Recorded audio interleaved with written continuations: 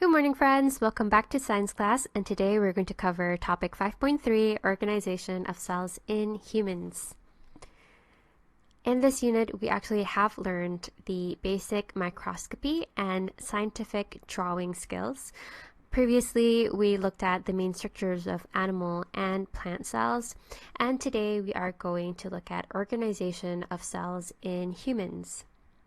So we have a few learning objectives for today. Firstly, we need to recognize that cells are organized to form tissues, organs, and organ systems in multicellular organisms.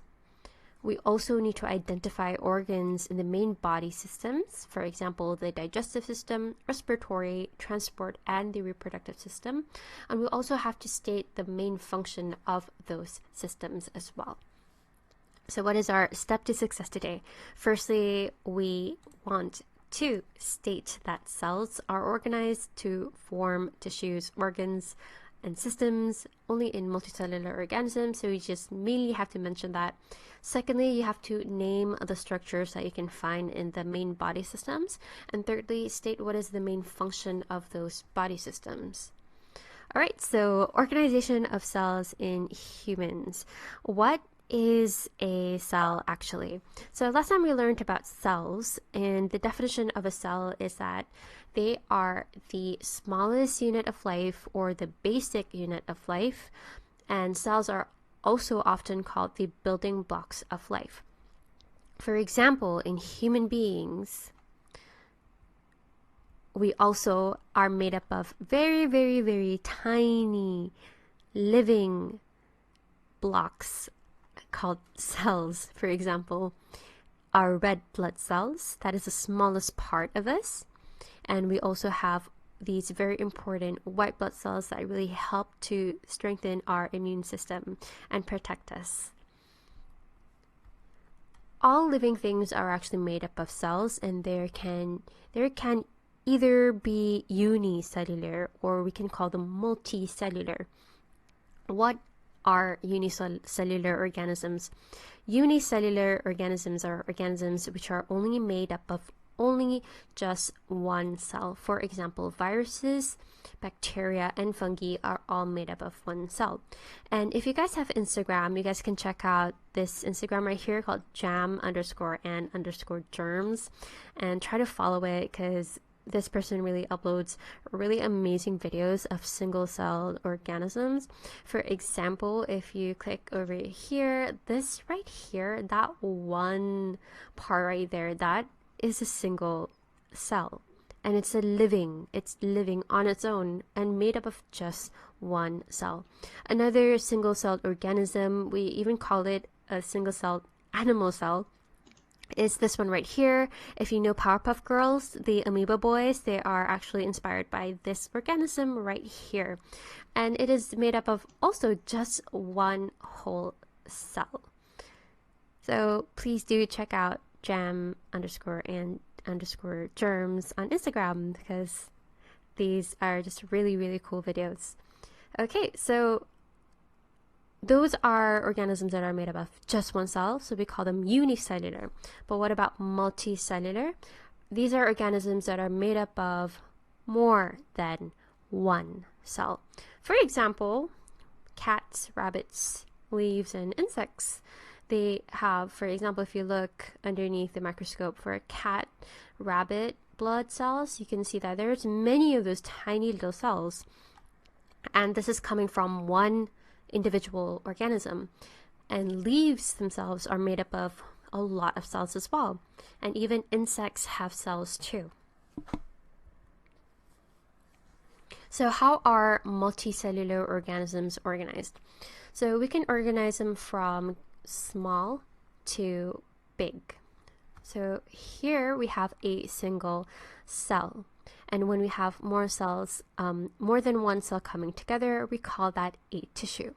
And we have different tissue coming together, it can form an organ. And I hope that you guys realize now that a leaf itself is an organ.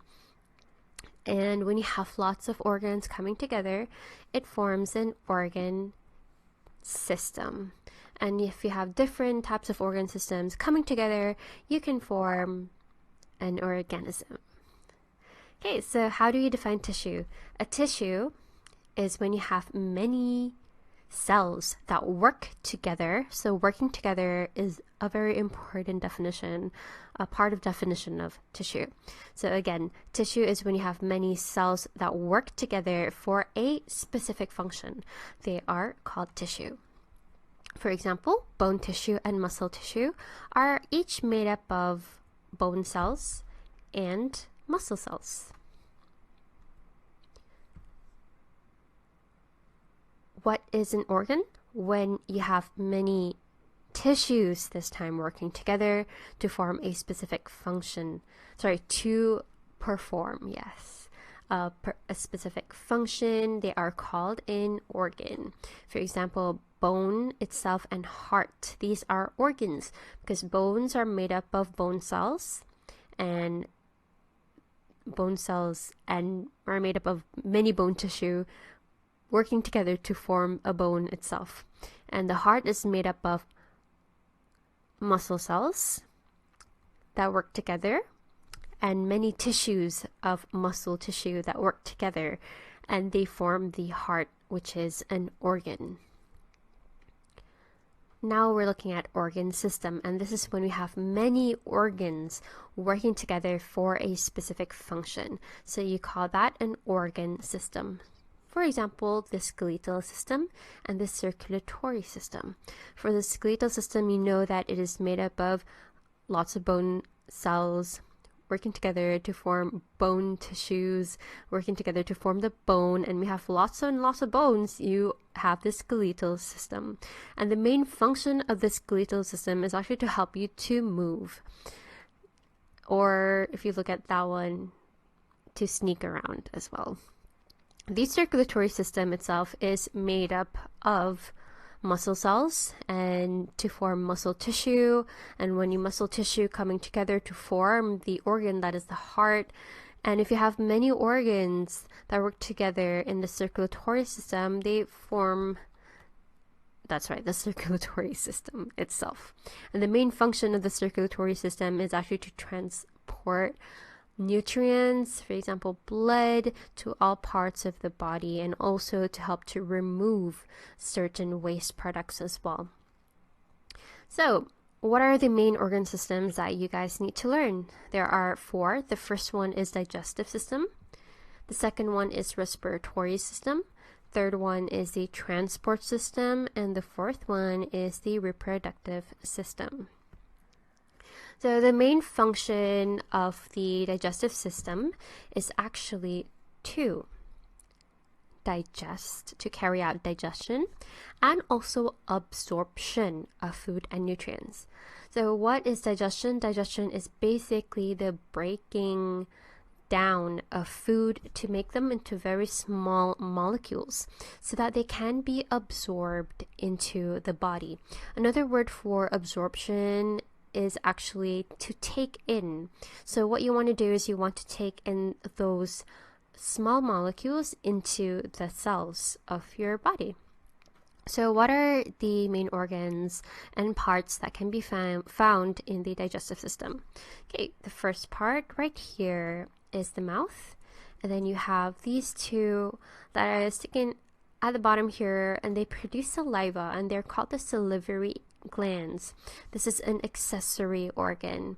That means that it's not part of the alimentary canal, that is this really long tube, but it is important for the digestive system as well. So right here, after you swallow your food down, it's going to go through this really long tube, and this is called the esophagus.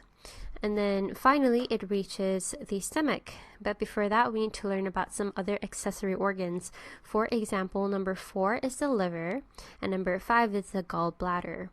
So number 6 we have over here, which is a big muscular bag, and this is called the stomach.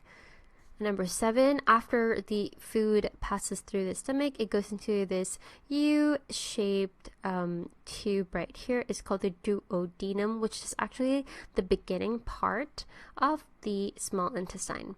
It has this part right here that looks like a leaf, and it's called the pancreas that is attached to it. And finally, we have this long twisty part called the small intestine. Another name for the small intestine in year 9 you're going to learn, it's called the ileum.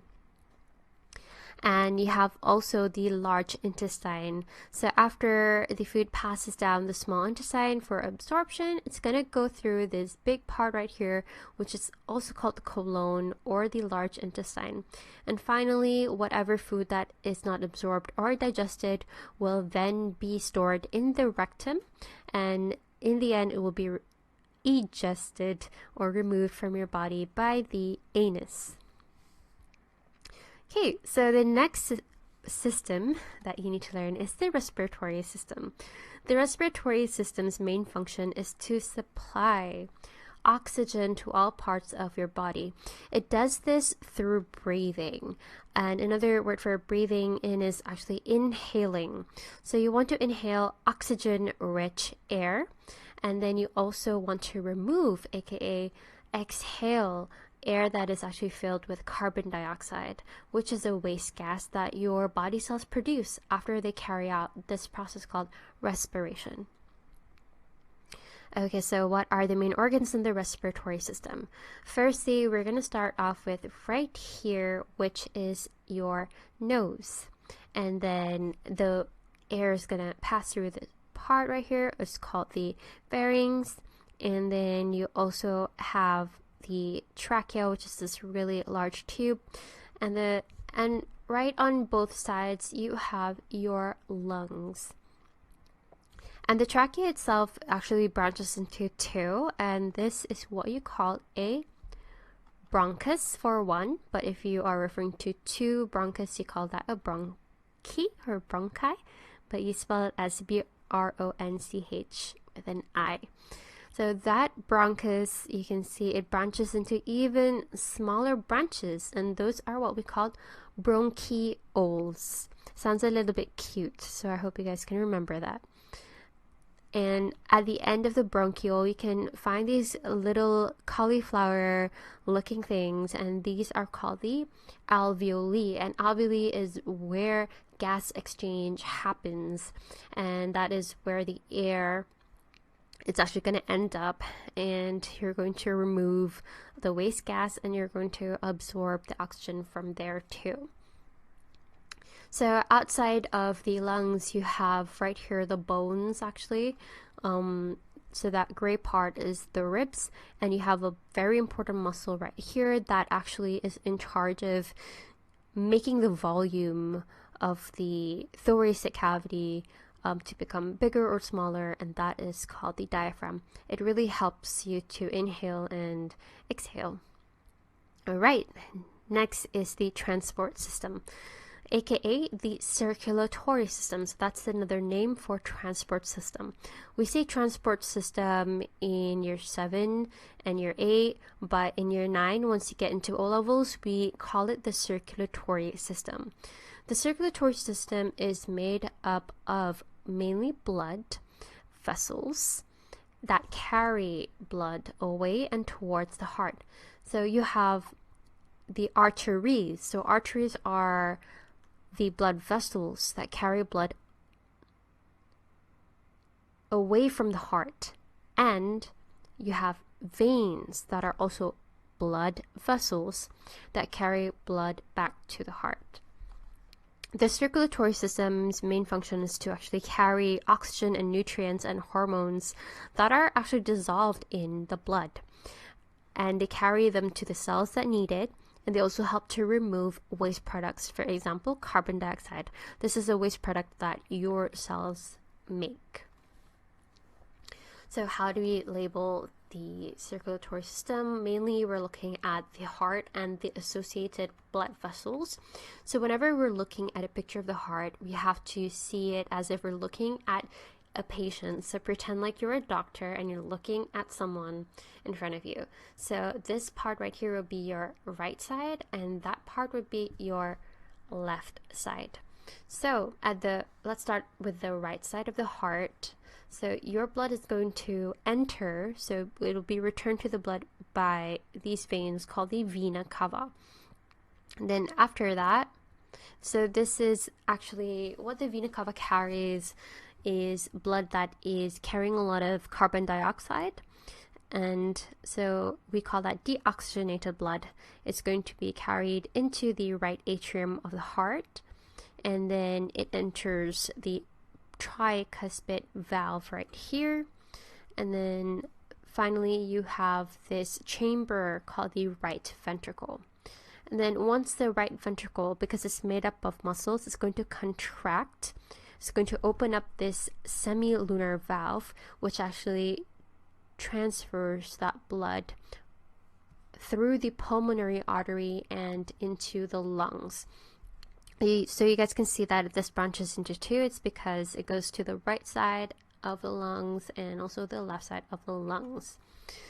So at the lungs, so we know from the respiratory system that when you breathe in, you have oxygen-rich air, and you actually remove the carbon dioxide to the lungs. So you're going to absorb oxygen, and that makes the blood oxygenated.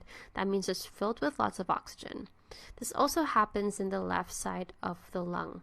So now that you have oxygen-rich blood, you're going to return it back to the heart. So it's going to return from the pulmonary vein into the left atrium chamber, through the bicuspid valve, and into the left ventricle. And then finally, once the left ventricle, which is very big, not really big, but it has very thick muscles, it's going to contract with high pressure, and it's going to open the semilunar valves as well, so that it will be carried through the aorta and be transported to all parts of the body that actually need the oxygen.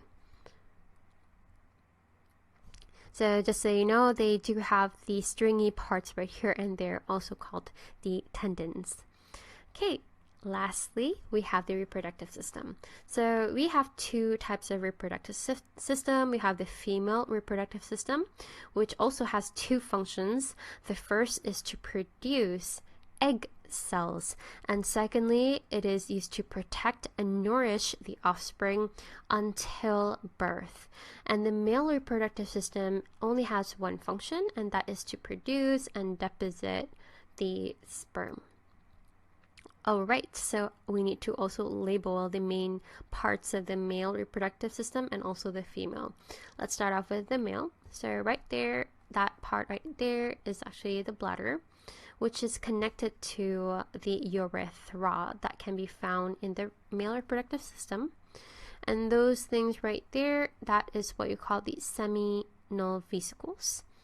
You have this part right here, a tube that is called the sperm duct that connects everything to the testes, which produces the sperm. And you have the prostate gland and also the scrotum. And then finally, that part right there is the penis, and it is in charge of the depositing the sperms that are actually made in the testes. Alright, now let's look into the female reproductive system. So firstly, the opening right there, that is called the vulva. And this part right here, this is called the vagina. And then right above the vagina, you can find this part called the cervix. And finally, that space in there, that is called the uterus. And the uterus itself is made up of lining called the uterus lining. And we have the oviduct, which is also called the fallopian tube. And then we have the ovary, which produces the egg. So once the egg is produced, it will be sent to the oviduct right here. And if the sperm is deposited, it's going to swim up and fertilize that egg. So if that egg is fertilized, it's going to actually be placed right here at the uterus lining and gets attached to the uterus lining, and that is where the egg will develop into an embryo and eventually a fetus and eventually into a baby that is protected, and this whole thing will be made into the womb to protect and nourish the offspring. Okay, so let's look at our step to success. The first one is to state that cells are organized to form tissues. So we know that if you have more than one cell, you get tissue that work together for a function. And when you have more than one tissue working together for a function, you get an organ. And then after that, when you have a lot of organs working together, I forgot to put it right here, but that would be called organ system. And then lastly, when you get lots of organ systems working together, you get an organism. And then we have to state the name of the structures that can be found in the body system. We looked at the human digestive system, respiratory system. All you have to do is make sure that you know all of these and how to label all of these. And that's the same for the transport system, and also the female reproductive and the male reproductive system as well. And lastly, what are the main functions? So firstly, for the human digestive system, it's mainly to carry out digestion and absorption of food nutrients. Respiratory system is to supply oxygen and remove carbon dioxide, and which is a waste product. The circulatory system carries oxygen, nutrients, hormones to cells, and also removes the waste, for example, like carbon dioxide. And lastly, reproductive system. The female reproductive system is to produce the egg, protect and nourish the offspring until birth. And for male reproductive system is to produce and deposit the sperm. So that is basically everything for this Unit 5. And thank you so much for attending my class today. I hope you all have a great day. Stay safe, everybody. Bye-bye.